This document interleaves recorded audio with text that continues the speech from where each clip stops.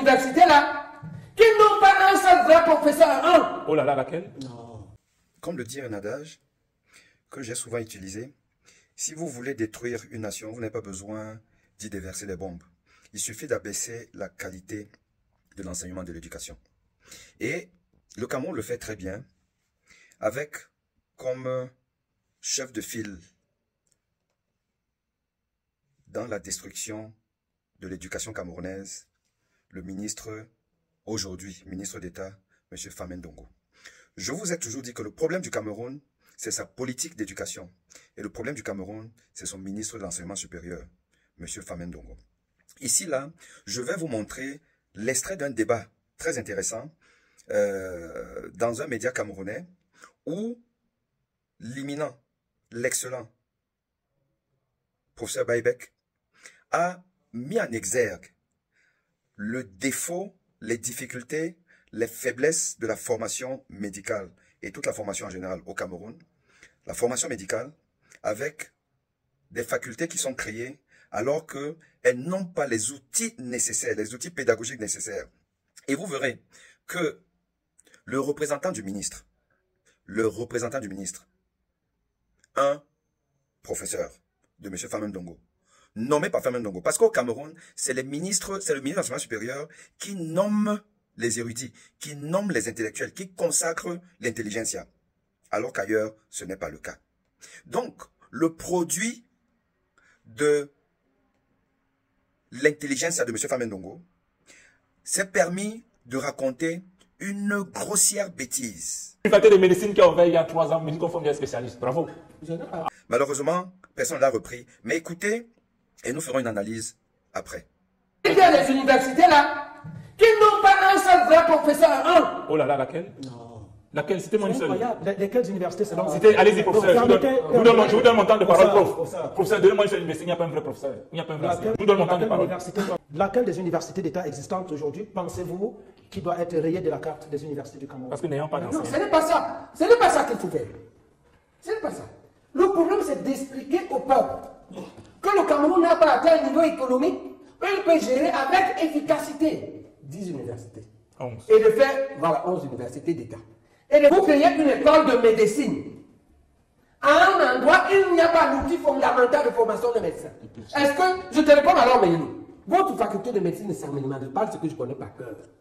Comment tu vas faire pour que l'enfant qui est là-bas apprenne la cardiologie par un professeur de renommée en cardiologie, en gastro-entérologie, en chirurgie orthopédique? Tu as des difficultés. On forme des spécialistes déjà là-bas. D'accord. Ah, je pose une question, Non. naïvement. Je pose une question. Non, prof. Une faculté de médecine qui a ouvert il y a 3 ans, médico formé spécialiste. Bravo. Ah non, c'est ce que vous dites anthropologie, la cardiologie. Non, vous avez parlé. C'est pas Non, prof. La cardiologie. Non, prof. Je pense que jusqu'ici, nous sommes des généralistes.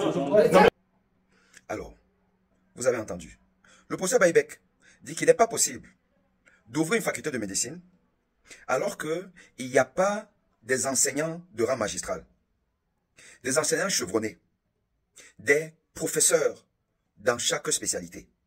Et cet intellectuel de M. Famen Ndongo nous explique que c'est scandaleux ce que le professeur Baïbek dit, qu'on n'a pas besoin, dans une faculté où on ne forme que des médecins généralistes, on n'a pas besoin de professeurs, donc de spécialistes, de professeurs agrégés dans chaque spécialité. Mais c'est quelle connerie ça. Voilà les professeurs de M. Famen Ndongo. Parce qu'en fait, il faut savoir une chose. Dans le cursus, dans le curriculum d'un étudiant en médecine qui va défendre sa thèse de médecine générale, il est enseigné, encadré justement par des professeurs agrégés. Puisque sa thèse, par exemple, son directeur de thèse doit être au minimum maître de conférence. Son directeur de thèse. Quel est l'équivalent d'un professeur, déjà, dans la nomenclature africaine et camerounaise? Un maître de conférence est un professeur, puisqu'il a passé son agrégation. Et c'est ce professeur qui va encadrer la thèse de l'étudiant. Donc, un étudiant ne peut pas devenir docteur en médecine s'il n'a pas été encadré par un professeur. Alors, comment des professeurs, enfin, des facultés de médecine vont donc former des étudiants qui n'ont pas des enseignants de rang magistral? Voilà l'enseignement au Cameroun. Quand je parle, vous voulez m'assassiner. Voilà encore une autre preuve de ce que le Cameroun ne forme pas des médecins. de bons médecins.